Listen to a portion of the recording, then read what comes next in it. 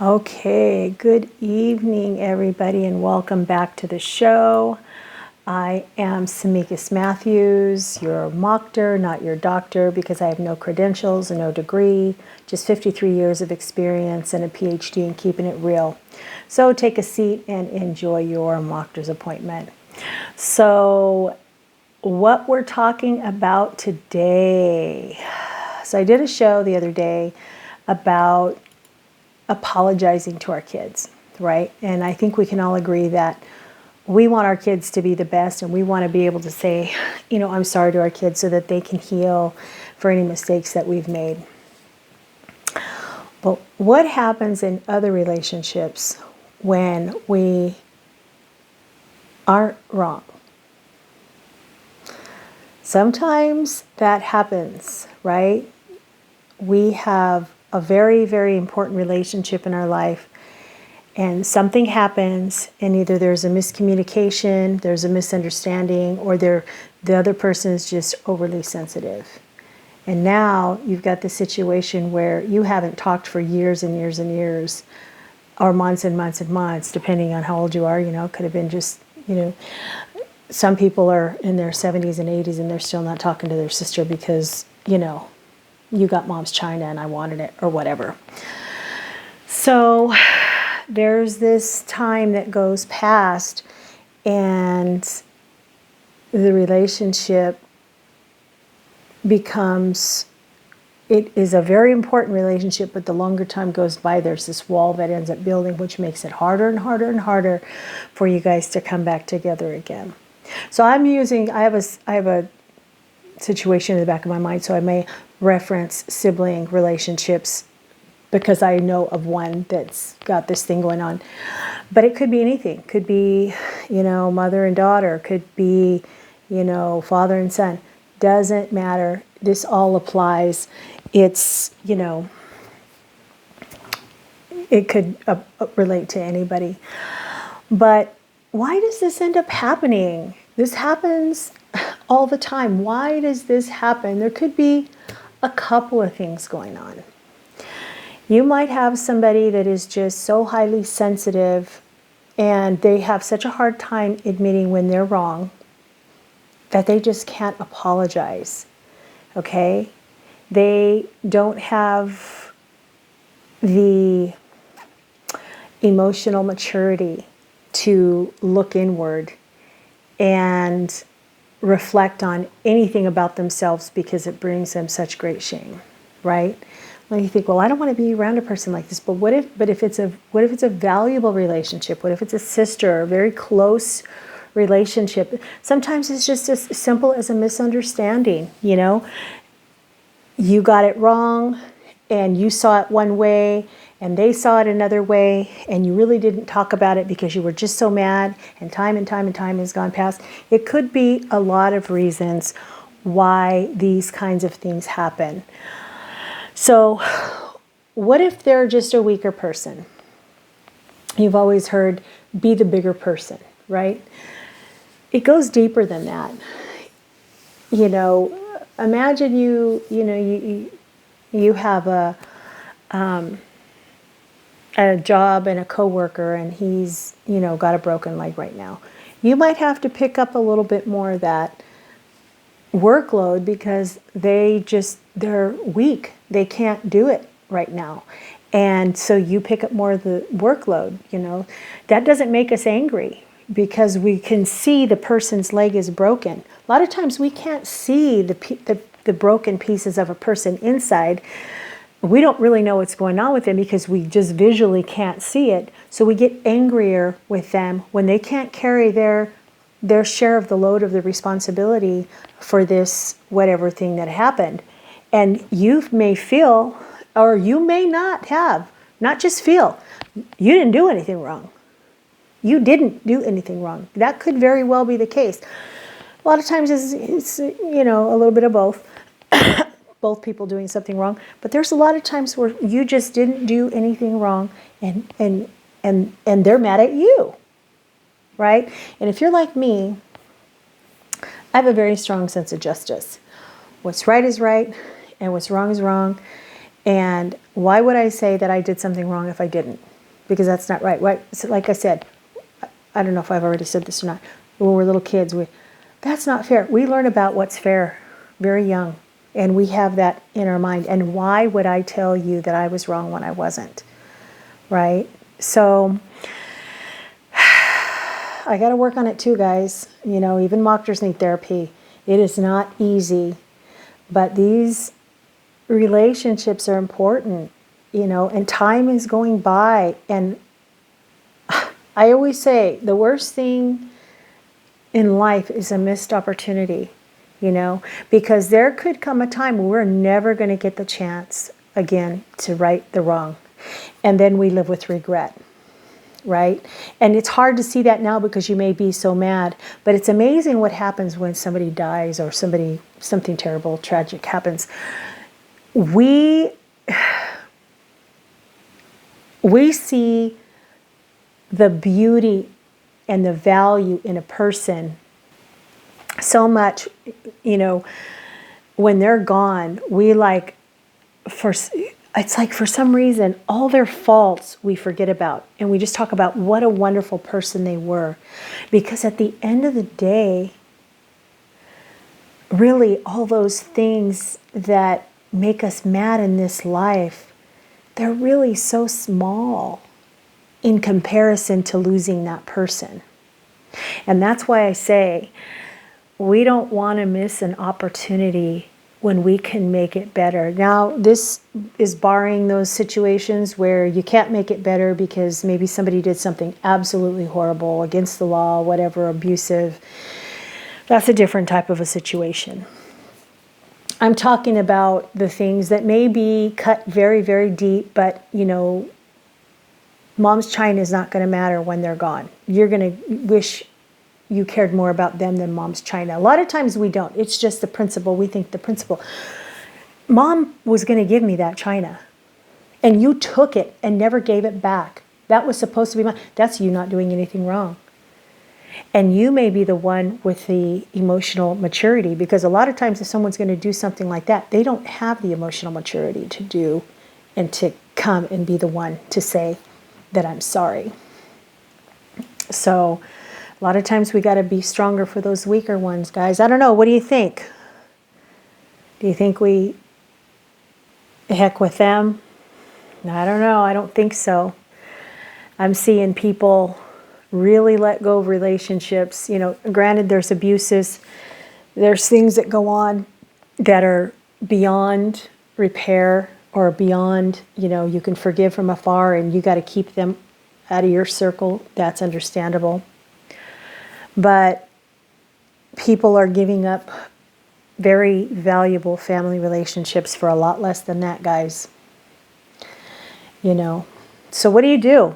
How do you get yourself worked up? And, you know, it takes some soul searching to get up the nerve, because I think we're all afraid of rejection. You know, here you didn't do anything wrong, and you get up the nerve to go try to make it right. And they act like, no, I'm not going to forgive you. And they didn't have anything to forgive. You did, but you made the first move, and they got the nerve to act like, no, they're not going to forgive you. That's a hard thing to have to, you know, to have to eat if you can get yourself, you know, get the nerve up to go and do something this brave, you know. But what if they accept it, you know? What if they are receptive to this effort, you know, and you win back that person that you've loved so much. And I think what makes us more angry is because we love them so much that we just can't believe that this is happening. It hurts us more when it's somebody that we're really close to that should understand us. It hurts us more. But if you can get past that and you can get them, you know, and you guys can get back together, I mean, just how wonderful will that be? I'm talking about those relationships that it would just be so wonderful if we could just get back together, you know? And you might do it, and you guys might get back together and they may go their whole life thinking and telling other people, yeah, she apologized to me. You know, making other people think, oh, you must have really did do her wrong because you apologized to her, you know. Is it worth it? Is it worth it? You know? But just because other people do that, saying you're sorry when you're not wrong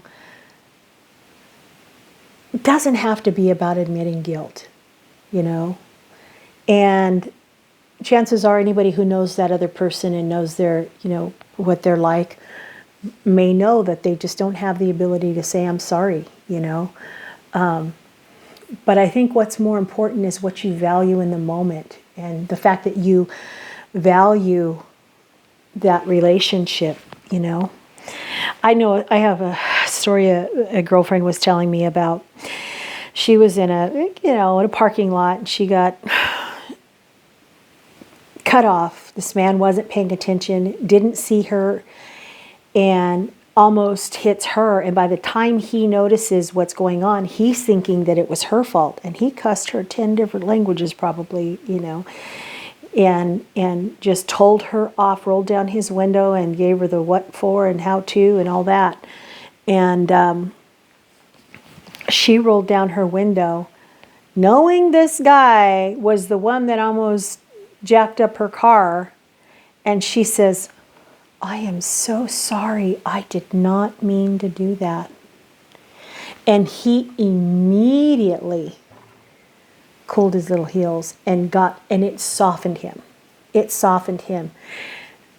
Because we're so used to, when we're angry and we jump the gun, we're ready to attack right back. We don't know how to act when someone says, I am so sorry.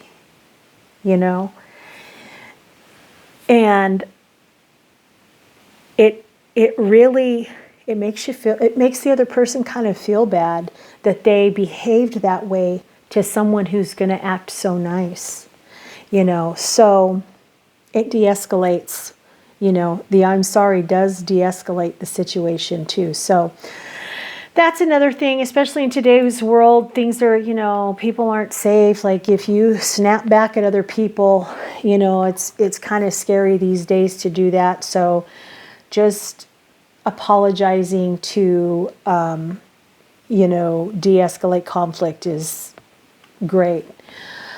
All right, let's see what else I have on my spreadsheet. Oh, I already talked about this, emotional intelligence. Who's got the most emotional intelligence? I like to think I'm emotionally intelligent, but if I can't say that I'm sorry, something so simple to say, these little tiny words that do big things, and I can't do that, am I emotionally intelligent?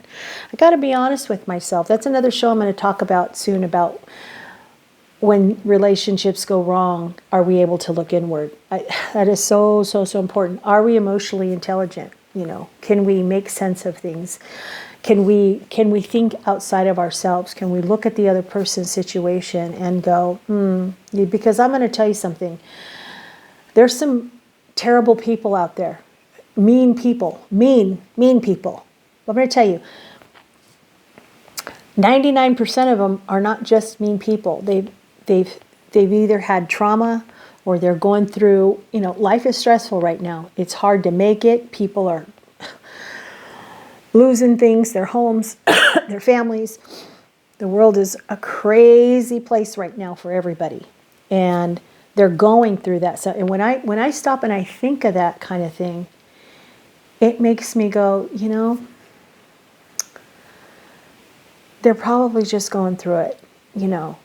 90% of people, 99% of people aren't just mean people. They're just tired. They're tired in this world.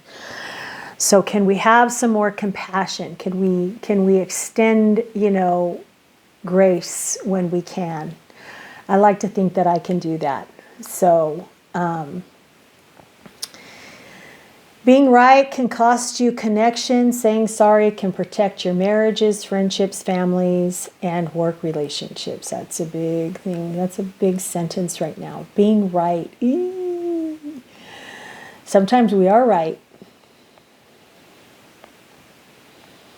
But saying sorry, can protect all those things. So sometimes peace is more valuable than being right, And it can eat at you a little bit.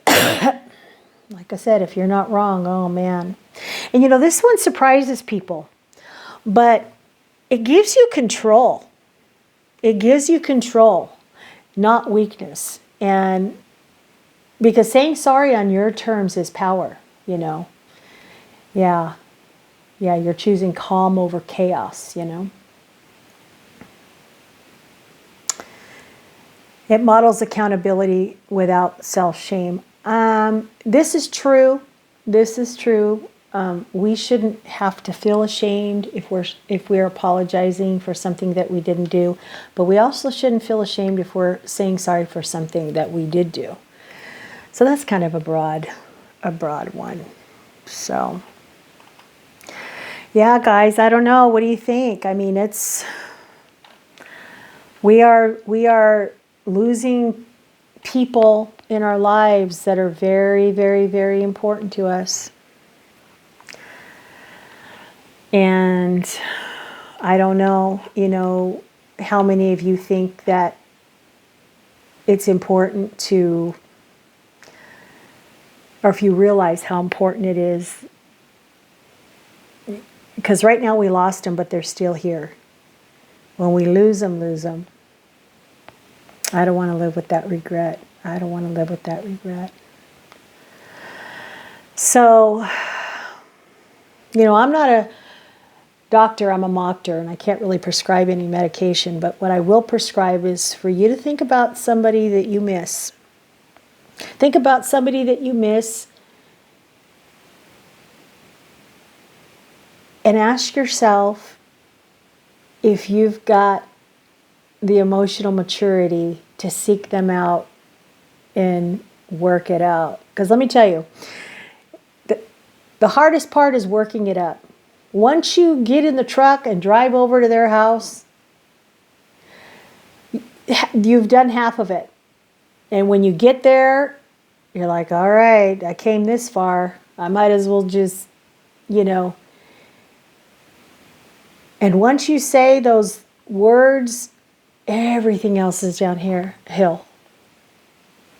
I'm sorry, I miss you. I want to work this out. And I don't know what they're going to say. But I say you got a 50-50 chance of gaining them back. And if you don't gain them back because they don't have what it's take to be emotionally mature, at least you tried. You won't have any regrets if anything happens because you know what? You tried. You tried. You're going to have the regret if you don't try. That's when you're going to have the regret. So that's your prescription. Your prescription is to think of somebody that you miss, that wronged you, or even if you're wrong. This applies if you're wrong too, because that's a big thing too, to say you're sorry when you're wrong, and there's a little shame involved and all that stuff. But you ain't got to feel all that. That shame ain't going to last long, 5 minutes, 10 minutes. Because when you guys are hugging and stuff, all that's going to melt away. Call them up, see if they want to go to Starbucks, buy them a coffee. So, like, comment, and subscribe. I have a hard time with that word subscribe for some reason. Like, comment, and subscribe. Then I said it 2 times in a row. Good. I'm surprised. Like, comment, and subscribe, and let me know what you want to talk about next. And remember, I'm not a doctor. I'm a Mocktor. Not a real doctor, but real talk. See you at your next appointment.